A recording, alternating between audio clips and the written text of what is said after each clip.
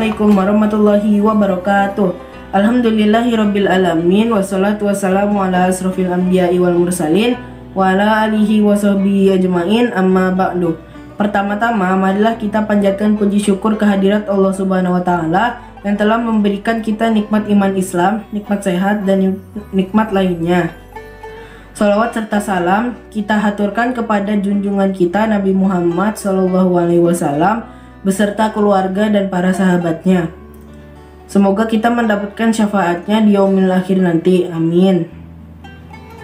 Pada kesempatan kali ini, izinkan saya menyampaikan sedikit renungan mengenai niat yang benar dalam menuntut ilmu. Teman-teman, tahukah kalian bagaimana orang yang berilmu diibaratkan? Ia bagaikan orang yang memasuki medan peperangan dengan persenjataannya lengkap, siap mengangkat senjata dalam menghadapi musuh. Lalu, bagaimanakah cara kita mendapatkan ilmu tersebut? Tentunya dengan belajar, yaitu proses mengetahui tentang sesuatu dari yang tidak bisa menjadi bisa. Belajar atau tholabul ilmi juga merupakan salah satu di antara ibadah yang utama yang dapat mendekatkan Allah dengan hambanya. Seperti yang kita ketahui, manusia lahir ke dunia ini dalam keadaan tidak berilmu. Maka menuntut ilmu pengetahuan hukumnya wajib bagi muslim laki-laki dan perempuan. Bahkan wahyu pertama yang Allah turunkan, yaitu ayat 1 surat Al-Alaq, adalah Iqra, yang artinya bacalah. Sebagian besar ulama menafsirkan sebagai tuntutan atau seruan kepada kita dalam menuntut ilmu.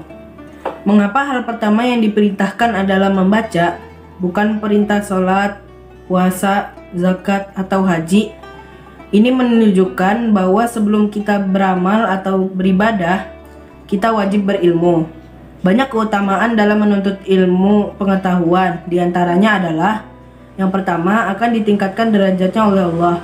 Allah berfirman dalam surat Al-Mujadilah ayat 11, Yarfa'illahul lazina amanu minkum wal lazina utul ilma darajat, yang artinya niscaya Allah akan meninggikan orang-orang yang beriman di antara kamu dan orang-orang yang diberi ilmu pengetahuan beberapa derajat. Yang kedua, orang yang berilmu akan dimudahkan jalannya ke surga.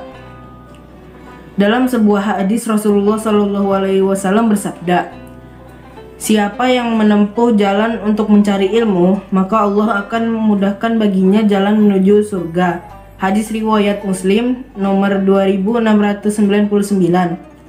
Yang ketiga, orang berilmu adalah orang yang paling takut kepada Allah. Seperti dalam surat Fatir ayat 28, Allah menjelaskan bahwa seseorang dengan ilmu akan lebih memahami bagaimana kehidupan diciptakan dan mendalami pengetahuan tentang kuasa Allah sebagai Sang Maha Pencipta. Oleh karenanya, orang yang berilmu akan takut berbuat dosa.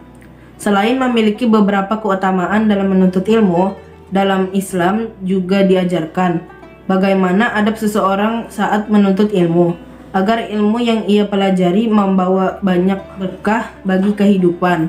Seperti perkataan Imam Malik kepada kaum Quraisy, yaitu pelajarilah adab sebelum seseorang menuntut ilmu. Dari pesan tersebut dapat kita ketahui sangat penting untuk mempelajari adab terlebih dahulu sebelum seseorang menuntut ilmu.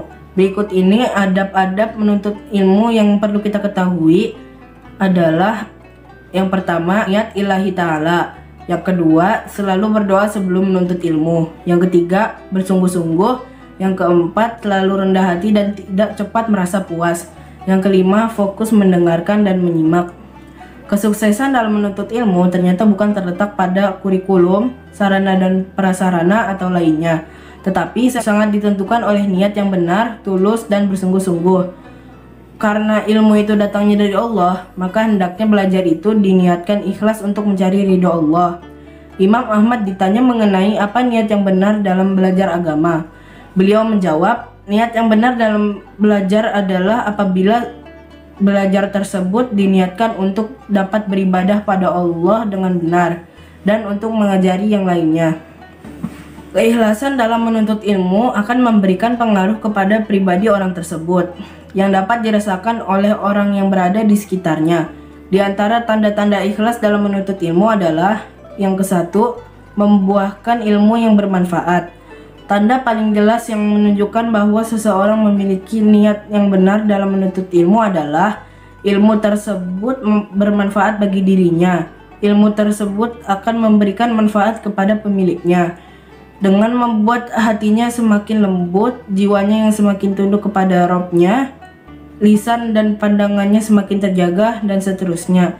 Tidak hanya itu, manfaat ilmunya juga meluas kepada orang-orang di sekitarnya dengan akhlaknya yang semakin mulia, serta ilmu yang telah ia raih itu ia ajarkan kepada orang-orang di sekelilingnya. Yang kedua, mengamalkan ilmu. Ketika seseorang memiliki niat yang ikhlas dalam menuntut ilmu, maka ia akan mengerti bahwa ilmu yang ia cari merupakan bekalnya untuk beramal, sehingga ia akan berusaha mengamalkan setiap ilmu yang ia miliki. Yang ketiga, terus memperbaiki niat. Orang yang ikhlas akan terus memperbaiki dirinya dan meluruskan niatnya dalam setiap amalannya dan tidak merasa dirinya telah ikhlas. Yang keempat, semakin tunduk dan takut kepada Allah Ta'ala. Seseorang yang telah berilmu, maka ia akan mengetahui keagungan dan kebesaran Rabb-nya, sehingga ia akan semakin takut dan tunduk kepadanya, serta selalu merasa diawasi olehnya. Yang kelima, membenci pujian dan ketenaran. Karena senang dipuji dan cinta ketenaran adalah awal malapetaka pada diri seseorang penuntut ilmu. Yang keenam, semakin tawadu di hadapan manusia.